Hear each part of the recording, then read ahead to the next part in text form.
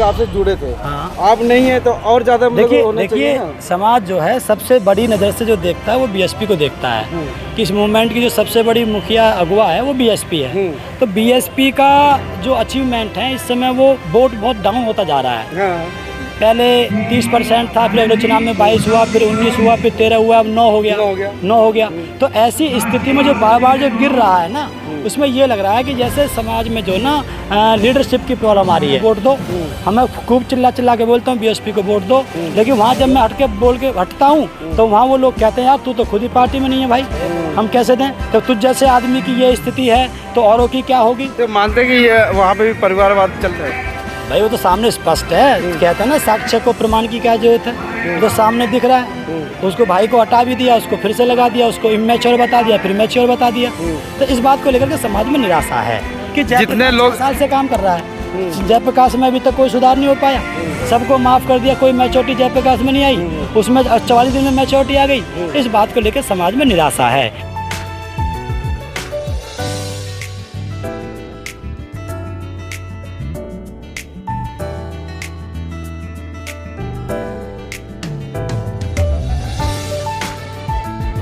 कांसीराम जी के संस्थापक जयप्रकाश भाई आज पहुँचे हैं समता सैनिक दल के स्थापना दिवस, जो आज शताब्दी स्थापना दिवस मनाया जाए। सर क्या संदेश है स्थापना दिवस पर? आप तो निरंतर काम कर रहे हैं पूर्वांचल में भी जा कर के।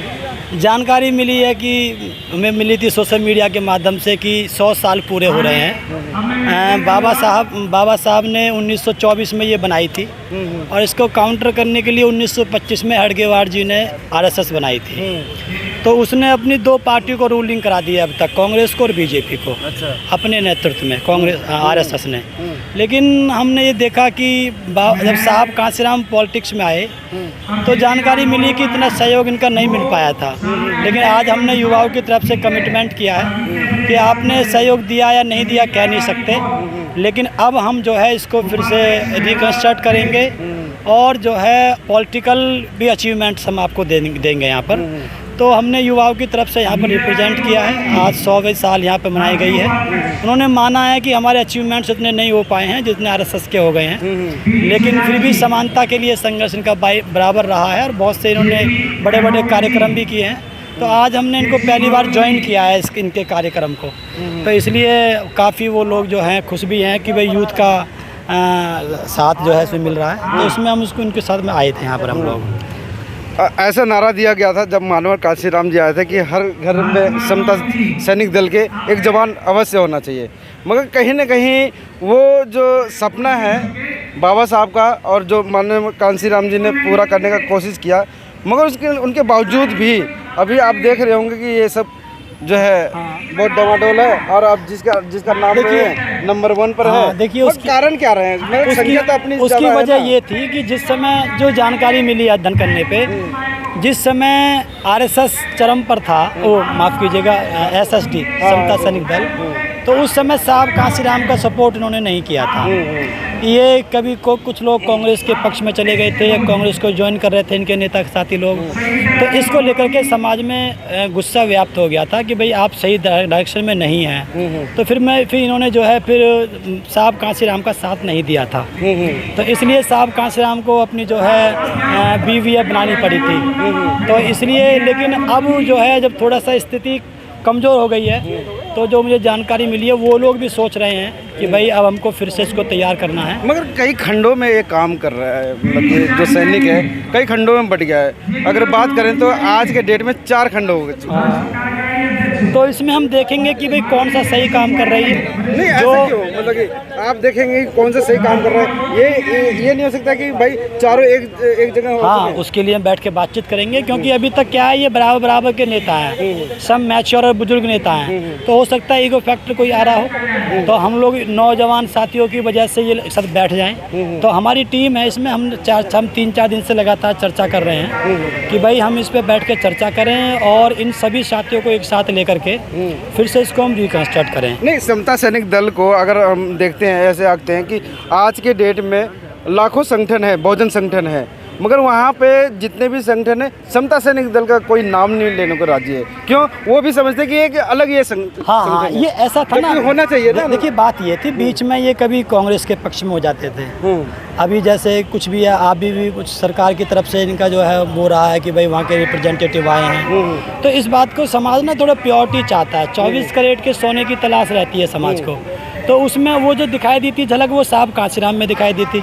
साहब कांशीराम का साथ नहीं दे पाए, तो उस समय ये लोग ये मानते थे कि हम बड़े हैं, साहब कांशीराम तो छोटा है हमसे, बाद में आए हैं। लेकिन जब साहब कांशीराम 24 कैरेट के आधार पे चलते रहे, तो बाद में इनको भी फील हुआ कि यार हमने गलती कर दी, तो ये लोग कोई खास अचीवमेंट नहीं कर पाए। लेकिन अब ये नहीं है कि कोई किसी ने पहले गलती कर दी है तो वो आगे भी गलती करेगा, हमें उसको सुधारना चाहिए। जैसे हमने आज भी कहा अपनी स्पीच में कि भाई ये इसका बीज तो हर जिले में है, हर क्षेत्र में है, लेकिन वो मिट्टी में दबा हुआ है, उसको हम खाद पानी देंगे, हवा पानी देंगे तो उसको अंकुरित करेंगे। अगर ये फिर से रिकंस्ट्रक्ट हो जाता है तो इसको हम तैयार करेंगे। इसके लिए प्रयासरत द्वारा से हो सकता है, इसके लिए हम लोग सब तैयार। चलिए, अभी आप जो है यूपी पूर्वांचल का भी भ्रमण करके आए, क्या लग रहा है कि जो मिशन मूवमेंट जो पीछे जो चल रहा है और आप लोग इतना निरंतर काम करो उसके बावजूद भी पीछे चल रहा है, क्या वो कारण है, क्या वो वजह है? देखिए कैडर कैंप बंद हो गए साहब कांशीराम के। नहीं, आप तो जा रहे हैं, घूम रहे हैं, लेकिन मैं आपके जैसे और भी लोग हैं घूम रहे हैं। मैं पार्टी के पद पर नहीं हूँ। नहीं, पार्टी में रहे ना रहे, कौन से मानवर कांशीराम जी उस समय भी पार्टी बनाए थे, वो भी तो घूमते थे, है ना। आप उन्हीं पद चिन्हों पे आप काम कर रहे हैं, मगर वो क्या कारण है कि वो जो चीज़ें मतलब कि आप जो प्रोवाइड करा रहे हैं वो समाज नहीं समझ। देखिए समाज ये देखना चाहता है कि ताकत कहाँ पर है। अगर मैं पार्टी किसी पद पे हूँ, मुझको सुनने के लिए हज़ारों लोग जाएंगे वहाँ पर कैडर अटेंड करने के लिए। अब मैं पद पर नहीं हूँ तो मुझे गांव में खुद जाना पड़ता है, ये अंतर है। आपने कहा ना अंदर बाहर होने से कोई दिक्कत नहीं है, अंतर है इस चीज़ का। अब जो वही पार्टी वाले बोलने को मतलब खुल के बात नहीं करते हैं, मगर जो विदाउट पार्टी में वो स्वतंत्र फील हो करके मतलब पूरी बात कर देते हैं। हाँ। मगर कमियां कहाँ आ रही हैं? आप कह रहे हैं पार्टी में हम नहीं है, हाँ। मगर पार्टी में रहते हुए भी आपने मतलब कि बहुत सारी चीजें मतलब आपने उस समय दुरुस्त करी थी। हाँ। काफी लोग मतलब आपसे जुड़े थे। हाँ। आप नहीं है तो और ज्यादा मतलब होना चाहिए देखिए ना। समाज जो है सबसे बड़ी नज़र से जो देखता है वो बीएसपी को देखता है कि इस मूवमेंट की जो सबसे बड़ी मुखिया अगुवा है वो बीएसपी है। तो बीएसपी का जो अचीवमेंट है इस समय वो वोट बहुत डाउन होता जा रहा है। हाँ। पहले 30% था, फिर अगले चुनाव में 22 हुआ, फिर 19 हुआ, फिर 13 हुआ, अब 9 हो गया। तो ऐसी स्थिति में जो बार बार जो गिर रहा है ना, उसमें ये लग रहा है कि जैसे समाज में जो ना लीडरशिप की प्रॉब्लम आ रही है, यहाँ लीडरशिप की प्रॉब्लम है। अब आकाश भाई को बहन जी ने जिम्मेदारी दी, लेकिन आकाश भाई के नेतृत्व में 60% वोट खिसक के बाहर चला गया, चाहे वो सपा में गया हो, चाहे बीजेपी में गया हो, चाहे आजाद गया। तो इसका मतलब इस पर चिंतन होना चाहिए ना, क्योंकि यहाँ पे संघर्ष, यहाँ पे जो है 24 कैरेट का चीज़ चाहिए यहाँ पर, जिसके अंदर बिल्कुल संघर्ष हो, प्योरिटी हो, मिलावट ना हो, जिसके अंदर इंटरेस्ट हो। समाज इस बात को देख रहा है कि यार जयप्रकाश इतने दिन से पार्टी से बाहर है, लगातार प्रयास कर रहा है, तो इसको पार्टी में लेना चाहिए। अगर भतीजा वो है तो भतीजा ये भी तो है, ये भी तो कुछ लगता है, लेकिन हमको नहीं लिया जा रहा है। इस बात को आकर के समाज में निराशा है, तो वहाँ पर हमारा कैडर भी काम नहीं कर पा रहा है। अब मैं जाके बोलता हूँ कि भाई आप बीएसपी को वोट दो, हमें खूब चिल्ला के बोलता हूँ बीएसपी को वोट दो, लेकिन वहाँ जब मैं हटता हूँ तो वहाँ वो लोग कहते हैं यार तू तो खुद ही पार्टी में नहीं है भाई, हम कैसे दें? तो तुझ जैसे आदमी की ये स्थिति है तो औरों की क्या होगी? तो मानते कि ये वहाँ पे भी परिवारवाद चल रहा है भाई, वो तो सामने स्पष्ट है। कहते हैं ना साक्ष्य को प्रमाण की क्या जरूरत है, वो तो सामने दिख रहा है। उसको भाई को हटा भी दिया, उसको फिर से लगा दिया, उसको इमेच्योर बता दिया, फिर मैच्योर बता दिया। तो इस बात को लेकर के समाज में निराशा है कि जितने लोग साल से काम कर रहा है, जयप्रकाश में अभी तक कोई सुधार नहीं हो पाया, सबको माफ़ कर दिया, कोई मैच्योरिटी जयप्रकाश में नहीं आई, उसमें 44 दिन में मैच्योरिटी आ गई। इस बात को लेकर समाज में निराशा है, इस चक्कर में वो वोट घिसकता जा रहा है। जितने लोग बीएसपी पार्टी से हटे हैं उनकी या तो एक खुद की पार्टी बनी है या दूसरी पार्टियों में सम्मिलित है, मगर आज तक जयप्रकाश की कोई पार्टी नहीं है। क्या लगता है कि मतलब फिर भी जयप्रकाश उसी काम में लगे हुए हैं? देखिए हमने ये कहा था 2022 के चुनाव के बाद कि आकाश भाई अगर इस मूवमेंट को आगे चला लेते हैं, आगे बढ़ा लेते हैं, हम उसको पूरा मौका दे रहे हैं, पूरा समय दे रहे हैं, अगर वो मूवमेंट को आगे बढ़ा लेते हैं तो हम उनको नेता मानने के लिए तैयार हैं। लेकिन जितने भी चुनाव उनके नेतृत्व में अभी तक भी हुए हैं वो वोट सब डाउन हो जा रहे हैं, वोट परसेंटेज डाउन जा रहा है। मैंने ये बात कही थी। और दूसरी बात, अगर लोगों को लगता है कि चंद्रशेखर भाई इस मूवमेंट को चला लेंगे तो उनका साथ दो, मैं उनका साथ देने को तैयार हूँ। अगर तुमको लगता है ना चंद्रशेखर चला पाएगा ना आकाश भाई चला पाएगा तो फिर जयप्रकाश को मौका मौका दो। ये मैंने 1922 के चुनाव के तुरंत बाद कहा था। ऐसा नहीं है कि वोट गिरता चला जाए, वोट खिसकता चला जाए, समाज मिट्टी में मिलता चला जाए और फिर भी मैं करता रहूँ जी बेसी जी प्लान दिखाना। तो इसमें तो मुझसे बड़ा बेवकूफ़ फिर कौन होगा। या तो मुझे रिजल्ट दिखाओ, समाज को रिजल्ट दिखाओ कि तुमने कितने अचीवमेंट्स करे हैं, तुमने अब तक वोट को कितना आगे बढ़ाया है। ना केवल चुनाव हम हार रहे हैं बल्कि वोट और परसेंटेज भी हमारा गिरता जा रहा है। हम 22% पे उत्तर प्रदेश में भाई आकाश भाई को पार्टी मिली थी, 22% से 19% हुआ, फिर 13 हुआ, फिर 9 हुआ, अब आगे देख लेना। तो अगर वोट गिरता चला गया, समाज का मूवमेंट मिट्टी में मिलता दिखाई दिया, तो हम एक नया विकल्प देंगे। ये मैंने 2022 में भी कहा था। और अगर ये पार्टी को आगे बढ़ा लेते हैं, मूवमेंट को आगे बढ़ा लेते हैं, तो हम उनका साथ देंगे। तो कब तक इंतजार रहेगा? मतलब कि जो मतलब पब्लिक है, वो जो बहुजन समाज है, कुछ तो आपसे उम्मीद रख रहा है और आपके ऊपर नजरें भी हैं कि मतलब कि जयप्रकाश कुछ नया करने वाले, जयप्रकाश कुछ नया करने वाले। अभी आप पूर्वांचल में गए थे, गाजीपुर में गए थे, वहाँ पे मतलब काफ़ी दर्शक, मतलब हमारे दर्शक भी देख रहे थे और बहुजन समाज भी पूरा देख रहा है कि जयप्रकाश कुछ लॉन्च करने वाला है।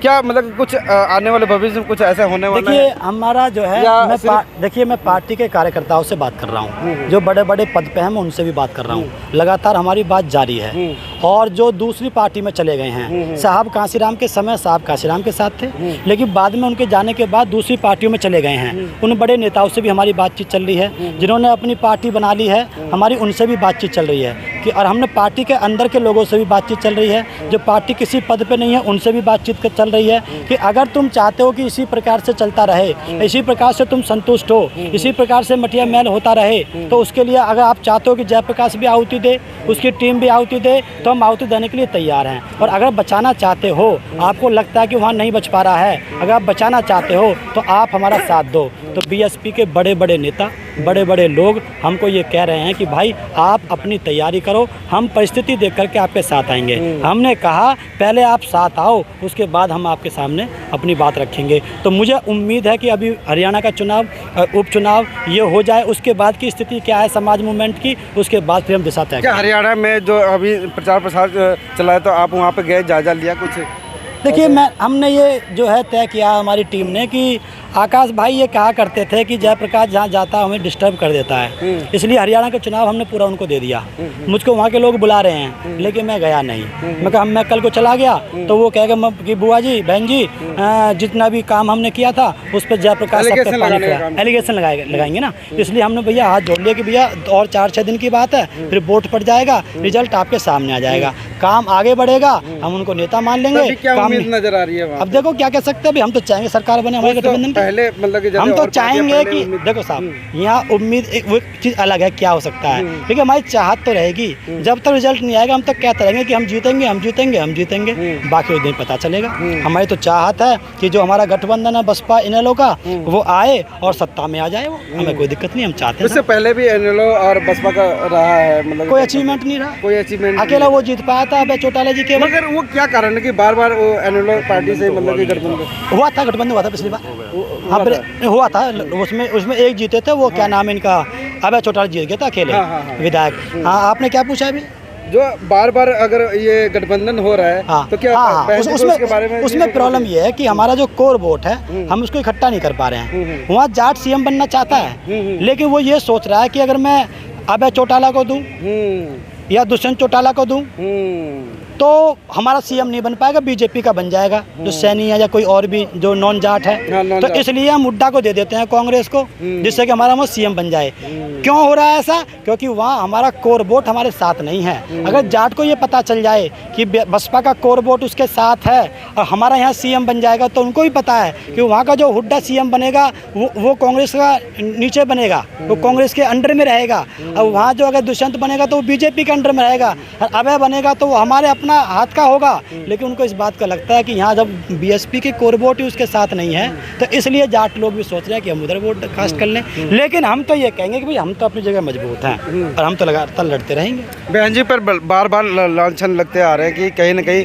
अंदरूनी रूप से जो सपोर्ट है वो बीजेपी का सपोर्ट हो रहा है, क्या? अब एलिगेशन तो लगते रहते हैं नेताओं पे, उन पे हम कुछ नहीं कहेंगे क्योंकि वो हमारी नेता हैं, हमारी आदर्श हैं, हमारे महापुरुष हैं। महापुरुष में कभी कोई सवाल नहीं उठाया जाता। जो उन्होंने संघर्ष किया है हम उनको नमन करते हैं, जो उनके अचीवमेंट्स हैं हम उनको नमन करते हैं। हमारी सिर्फ एक ही इच्छा है कि उनके बाद भी ये कारोबार चलता रहे, उसके लिए हम प्रयासरत हैं। चलिए, तो हमारे साथ में काफ़ी सार्थक विचारों के साथ में जयप्रकाश जी थे, जो कि पूर्व बीएसपी कोऑर्डिनेटर रहे और आज समता सैनिक दल का जो आज स्थापना दिवस 100वां स्थापना दिवस मनाया जा रहा है, आज उस प्रांगण में है, अंबेडकर भवन में। और जैसा कि मैं कैमरे के माध्यम से दिखा देना चाहता हूँ, वो बड़ा मंच जो समता सैनिक दल का है, आज ये कुर्सियाँ पूरी भर गई थी। ये लास्ट मोमेंट है, कार्यक्रम समाप्त हो चुका है, मगर जो अतिथि रह चुके हैं यहाँ पे उनको मोमेंटों से स्वागत किया जा रहा है। और ये जो ग्राउंड है काफ़ी बड़ा ग्राउंड है, ये कुर्सियाँ पूरी फुल थी। सुबह से चल रहा है प्रोग्राम, आज शाम लगभग 4:30 बज चुके हैं। 4 बजे का समय था समाप्त करने का, मगर 4:30 बज चुके हैं। मैं संतोष कुमार अम्बेश, आप देख रहे थे आवाज़।